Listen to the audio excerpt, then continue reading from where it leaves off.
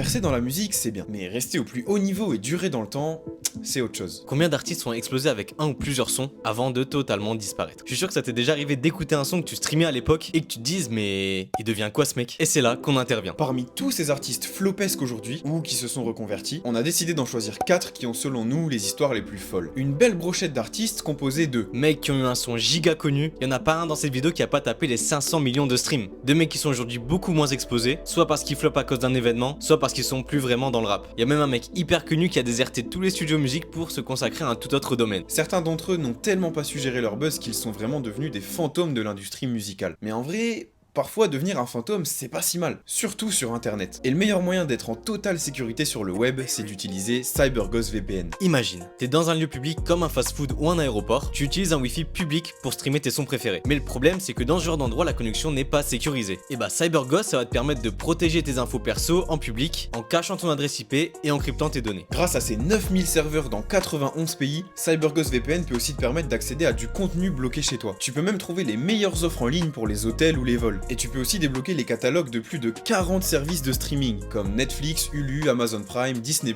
et plein d'autres. Avec CyberGhost VPN, tu peux regarder des séries et des films uniquement disponibles aux États-Unis. Le logiciel est archi simple à utiliser, et ce qui est cool chez CyberGhost, c'est qu'il ne collecte et ne partage pas tes données, et qu'un seul abonnement peut protéger jusqu'à 7 appareils en même temps. Comme ça, tu peux en faire profiter toute ta MIF, que ce soit sur Windows, iOS, Android, etc. En utilisant notre lien dispo en description, tu obtiendras 83% de réduction sur ton abonnement, soit 2,03€ par mois et 4 mois gratuits. En plus, ils ont une garantie 45 jours satisfait ou remboursé, un support 24h sur 24, 7 jours sur 7 et une excellente note sur Trustpilot. Ils ont déjà 38 millions d'utilisateurs dans le monde, donc t'inquiète mon ref, c'est sécurisé. Tu trouveras le lien dans la description de cette vidéo.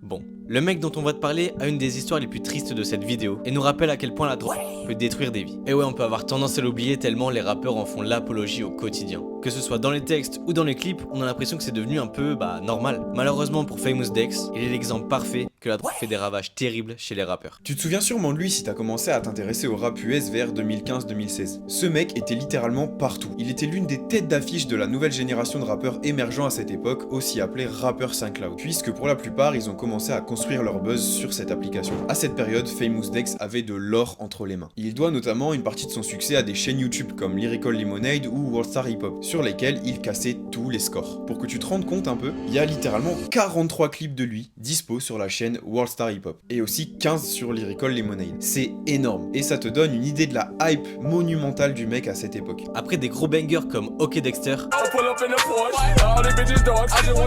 il sort en 2017 son plus gros hit, Pick It Up avec A$AP Rocky. Je suis sûr que tu l'as déjà entendu. Pick it up, pick it up, pick it up, groove. Baby girl, watch how you move.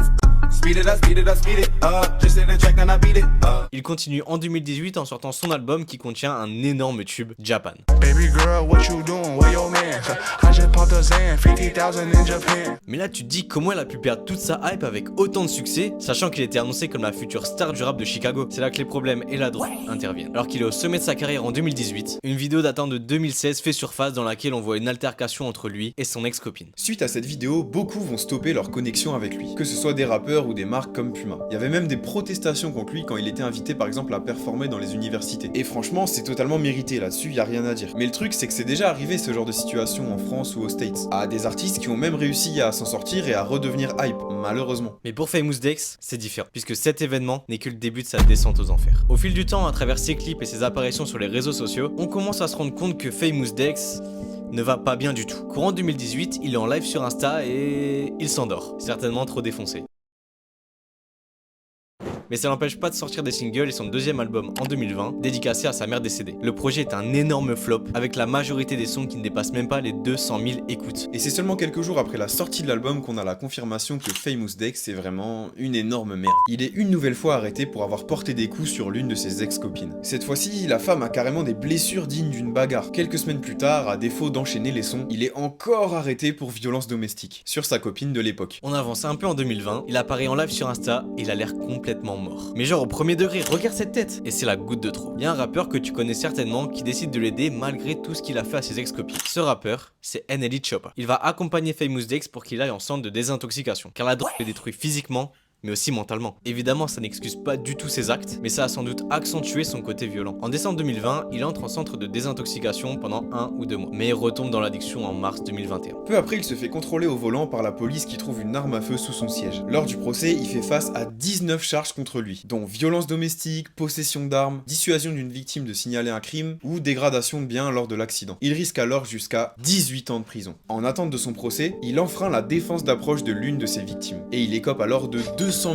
000 $ d'amende, et aussi d'une garde à vue. Ça y est, la condamnation de Famous Dex tombe, 1 an de prison ferme. On pourrait se dire alors que cette année de prison va lui permettre de réfléchir à ses actes, de se repentir, de devenir quelqu'un de meilleur. Il sort au bout de 9 jours, parce qu'il y a trop de détenus en prison. Heureusement, il sera remis derrière les barreaux de janvier à juin 2022 à cause de la violation d'approche de la victime de l'an passé. Quand il sort, il décide d'en finir avec la drogue, et entre une seconde fois en centre de désintox. On arrive en 2023, et cette fois-ci, il est sobre. Après 3 ans d'absence dans la musique, il revient en janvier 2023 aux côtés de Rich the Kid sur le morceau Where is Dexter. Il a apparu plusieurs fois en feat cette année, mais aucun son solo de sa part. Et pour être honnête, chacun de ses feats est un flop. Même sur Insta, il a 4,5 millions d'abonnés, mais fait genre 20 000 likes. Mais en mars, il s'est passé un truc assez surprenant. Alors que plus personne ne veut travailler avec lui, il signe un contrat à 5,6 millions de $ avec le label 300 Entertainment, qui sont certainement les derniers à croire en lui. Affaire à suivre.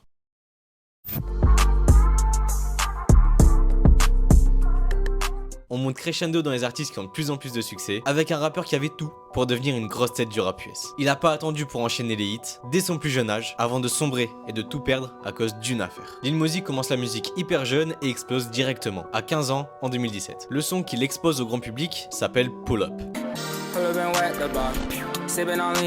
avec un clip posté sur la chaîne Elevator, comptabilisant 2 millions d'abonnés. Le public découvre alors un adolescent de 14 ans avec un flow assez solide pour son âge. Le clip marche très bien et fait des millions de vues, surtout parce qu'il est controversé. Bah ouais, tu vois un gosse de 14 ans rouler et fumer des gros blunts avec sa cup de lean, c'est pas anodin. Comme pour Famous Dex, c'est une époque où cette consommation est vraiment vantée par les rappeurs. Bref, Pull Up le fait exploser et il continue sur sa lancée. En 2017, il sort une mixtape qui contient le morceau Notice, et ça devrait te dire quelque chose. Le problème, c'est qu'il est supprimé pour droit d'auteur. Pour Mosey, c'est clair, il faut le remixer pour pouvoir le sortir quand même. Et c'est ce qu'il fait. Notice devient Noticed, clippé par Cole Bennett et posté sur Lyrical Lemonade, le son explose. Presque 300 millions de vues. C'est encore aujourd'hui l'un des clips les plus visionnés de la chaîne.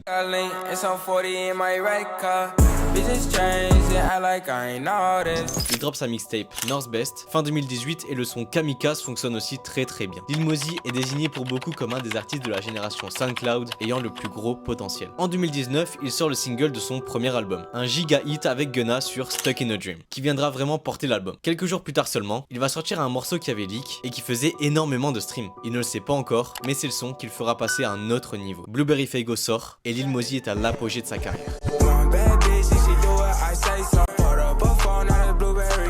Plus d'1 milliard de streams, numéro 8 des Billboard, plus 300 millions de vues sur le clip. Bref, Lil Mosey n'est plus un rookie, mais un artiste confirmé qui sort hit sur hit, comme Jet Ski avec Lil TK qui cartonne aussi de fou. Lil Mosey est vraiment intouchable. Enfin, c'est ce qu'on pensait tous. Quelques semaines plus tard, une nouvelle vient frapper la sphère musicale et va sérieusement impacter sa carrière. Le 22 avril 2021, le magazine TMZ dévoile que Lil Mosey est activement recherché par la police. Il est accusé de viol par une femme et c'est le début de la chute pour le jeune hitmaker. Le témoignage de la fille fait vraiment froid dans le dos. Selon elle, l'acte s'est déroulé en janvier 2020 lors d'une soirée. Lil Mosey était encore mineur à l'époque. Elle raconte qu'elle et le rappeur étaient dans une voiture et qu'ils étaient consentants tous les deux à faire ce qu'ils avaient à faire. Cependant, elle continue en expliquant qu'elle s'est évanouie dans l'auto parce qu'elle avait trop bu. Elle affirme que peu de temps après, elle avait des petits moments de lucidité où elle voyait Mosey sur elle, écartant ses jambes et ayant des relations avec elle. Elle ressentait des douleurs dans les jambes pendant qu'il les poussait. Elle s'évanouit une nouvelle fois et se réveille en découvrant le pote de Lil Mosey sur elle. Elle affirme aussi qu'elle a subi des blessures, notamment des bleus au bras, au cou et aux genoux. Suite à la déclaration de cette femme qui est restée anonyme, la carrière de Lil Mosey ne sera plus jamais la même. Même s'il plaide non coupable, cet artiste fait un véritable boom dans la sphère musicale. Son nom est partout sur les réseaux sociaux et des appels au boycott pop de partout. Plus aucun artiste ne veut collaborer avec lui. Bah ouais, son nom ne rime qu'avec cette sombre histoire. Cerise sur le gâteau, il ne se présente pas à son procès. Il écope alors d'une amende de 50 000 $. Son avocat se justifie en expliquant que sa convocation n'a pas été envoyée à la bonne adresse. Bref, le procès est décalé plusieurs fois et il aura vraiment lieu début 2023, soit presque 2 ans après son arrestation. Durant ces 2 années, il a sorti des sons et des EP, mais c'est que des flops. Il est totalement boycotté par les auditeurs de rap. On peut aussi penser que son label Interscope ne voulait pas en faire la promo comme il était en plein procès. Bref, il a disparu. En mars 2023, le verdict tombe. Lil Mosey est reconnu non coupable pour manque de preuves. Il est même passé au détecteur de mensonges, oui, le même système que Mastu fait dans ses vidéos. Bon, je sais pas si c'est vraiment fiable ce truc. Il a sorti un son en mars,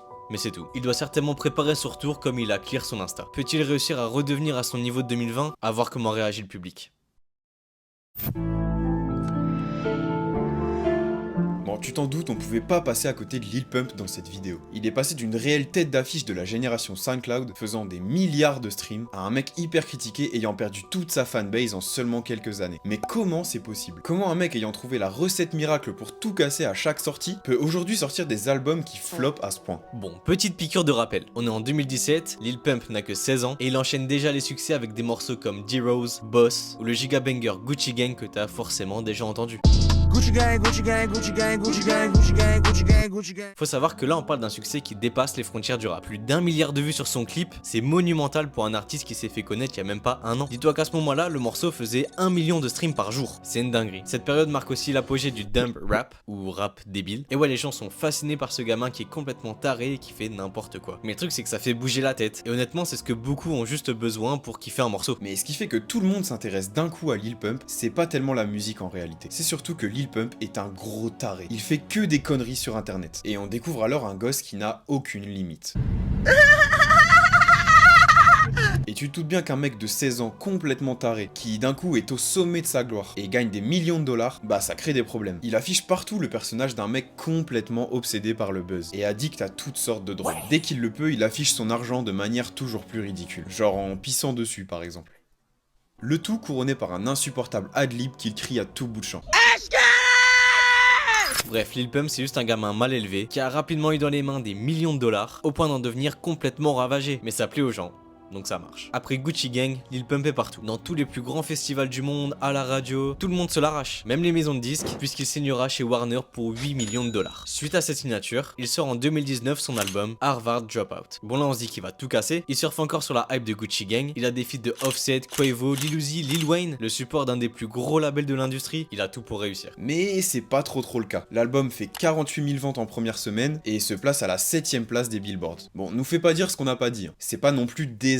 Mais c'est quand même un giga flop pour le niveau de hype qu'il avait à ce moment-là, vraiment. Y a aucun son qui devient viral et on sent que les fans commencent à passer à autre chose. Cet album marque le point de rupture entre Lil Pump et le succès. Suite à ça, il a même essayé d'attirer l'attention en faisant genre qu'il arrêtait la musique dans une story sur Insta, pour au final annoncer un prochain album. Enfin bref, il se tape un peu la honte en gros, et il enchaîne alors les bad buzz pendant toute l'année 2020. Il perd plein de fans quand il montre son soutien à Trump. D'ailleurs c'est lunaire, mais Trump va s'afficher publiquement avec Lil Pump, en écorchant au passage son blaze. And speaking of sound, music, and other things, one of the big superstars of the world, Lil Pimp. Bref, 2020 est certainement l'une des pires années pour Lil Pump. Mais 2021... il s'y attendait pas, je pense. Il drop un album surprise en collaboration avec le beatmaker Ronnie J. Sauf que drop un album surprise quand tout le monde s'en fout de toi, bah c'est le flop à assurer. Seul le feat avec Tory Lanez dépassera le 1 million de vues. C'est un giga flop. Puis il enchaîne les bad buzz en manquant de respect au rappeur Russ qui a une énorme fanbase. Enfin bref, il se ridiculise de plus en plus. En fait, on voit tout ce qui fait plus de stream, mais le mec continue de l'ouvrir sur internet. L'arrivée de 6ix9ine lui fait aussi beaucoup de mal, qui lui pour le coup est réellement un malade. Genre il provoque des gangs, tu vois. Lil Pump à côté c'est un petit clown. Récemment, il a même posté une vidéo qui est devenue virale, où on le voit poser en plein milieu d'une rue passante à Tokyo, et il est choqué de voir que personne ne le reconnaît. Ça aurait pas été le cas à l'époque de Gucci Gang, par exemple. En 2023, il force le truc et drop son album Lil Pump 2. Malgré une promotion hyper poussée sur les réseaux, l'album est un énorme flop et ne figure dans aucun classement. Mais du coup, comment on peut expliquer ça? Pourquoi le phénomène Lil Pump aurait été d'une aussi courte durée? En réalité, on peut dire que Lil Pump était un effet de mode. Ce fameux dumb rap, très populaire auprès des adolescents, a très rapidement perdu sa hype avec des fans qui grandissent. Et Lil Pump a tout simplement mis trop de temps à s'en rendre compte. C'est aussi simple que ça. Il n'a pas su se renouveler et grandir en même temps que son audience. Et pourtant, savoir se renouveler, c'est la clé du succès en tant qu'artiste. On peut prendre l'exemple de Playboi Carti, qui était à l'origine lui aussi un rappeur SoundCloud, mais qui est pour autant aujourd'hui l'une des têtes d'affiche du rap US. Tout simplement parce qu'il a su se renouveler encore et encore. Bon, jusque-là, tous les rappeurs disparus ont soit flop ou entraîné dans des affaires plutôt sombres. Avec Sheck Wes, on veut ajouter une touche de positivité à la vidéo. Certes, il n'a pas totalement disparu des radars en faisant une apparition en feat sur Utopia et Slime Language 2, mais il a une histoire tellement atypique qu'on était obligé de le mettre dans la vidéo. Pour comprendre un peu le mindset de Sheck Wes et ses choix, il faut revenir rapidement sur son début de carrière. Il grandit à New York et sa première passion, c'est pas la musique, c'est le basketball. Cependant, au lycée, ses notes ne sont pas assez bonnes pour aller à l'université, et donc rentrer dans des équipes universitaires pour ensuite peut-être percer. Il se rend donc à l'évidence, la NBA c'est mort. C'est comme ça qu'il commence la musique, en postant sur SoundCloud. Mais il est issu d'une famille très religieuse qui voit son activité d'un mauvais œil. Sa mère décide donc de l'envoyer au Sénégal chez sa famille, et il y restera jusqu'à ses 18 ans. En rentrant à New York, il a trop la dalle et continue à faire du son. Quand il était ado, il y a un pote qui lui avait dit « Quand tu feras du son, tu pourras me dédicacer un morceau ?» Ce pote est devenu joueur de NBA et s'appelle Mo Bamba. Tu connais la suite, le son explose en 2018 et Sheck Wes est sur le devant de la scène. Mo Bamba est sur le jeu 2K et le rappeur est en feat sur le projet très attendu de Travis Scott, Astroworld. Il signe d'ailleurs chez Cactus Jack, le label de Travis, et sera présent sur le projet Jack Boys. Le dernier projet en date de Sheck Wes date de 2018, il y a 5 ans. Mais qu'a-t-il fait jusqu'à aujourd'hui? Bah dans la musique, pas grand chose. Et en 2020, le Covid n'arrange rien. Il y a plus de concerts, le monde s'arrête un peu, tu t'en souviens. Et comme beaucoup d'entre nous, il a du temps à perdre. Il décide donc de se recentrer sur ce qu'il fait vraiment vibrer, sa passion de base, le basketball. Il annonce en 2020 qu'il est éligible à la draft NBA. Ça fait pas mal parler, mais il est pas sélectionné. Néanmoins, de l'autre côté de l'Atlantique, et plus particulièrement en France, Sheck fait sensation, à tel point que le Paris Basketball veut le signer. Le club lui propose de jouer chez eux pour la saison 2020-2021 en Pro B. En tant que kiffer, il accepte. Bon, au final, il a joué 3 matchs, a mis 3 points et un free throw. Il ressort pour Sheck Wes à 3 points, à 3 points pour Sheck Wes et ça va faire lever la foule. Coup de com' de la part du club ou véritable atout pour l'équipe, je pense qu'on a tous la réponse. Mais ça n'empêche pas qu'à l'époque, on pouvait aller voir Sheck Wes à Rouen ou à Poitiers, tu vois. Aujourd'hui, il flirte entre quelques feats avec ses potes et quelques apparitions très rares en festival. Il veut certainement kiffer sa vie et profiter avec sa famille. Comme il le dit, il s'en fout des chiffres et du cloud. Je veux laisser un héritage, que mes arrière-petits-enfants puissent dire « Regardez, c'est le nom de mon grand-père ». Je veux construire des écoles et des hôpitaux parce que c'est ça le réel héritage. Si la vidéo t'a plu, lâche ton meilleur like et surtout oublie pas de t'abonner. Merci encore à CyberGhostVPN d'avoir sponsorisé cette vidéo. N'oubliez pas de cliquer sur le lien dans la description pour profiter de la réduction exceptionnelle de 83%, soit seulement 2,03€ par mois. C'est le meilleur moyen de protéger vos données en ligne et d'accéder au contenu bloqué dans votre pays. C'est sans risque et hyper efficace, le lien est dans la description. Mais surtout, n'oubliez pas, Restez scriptés les refs.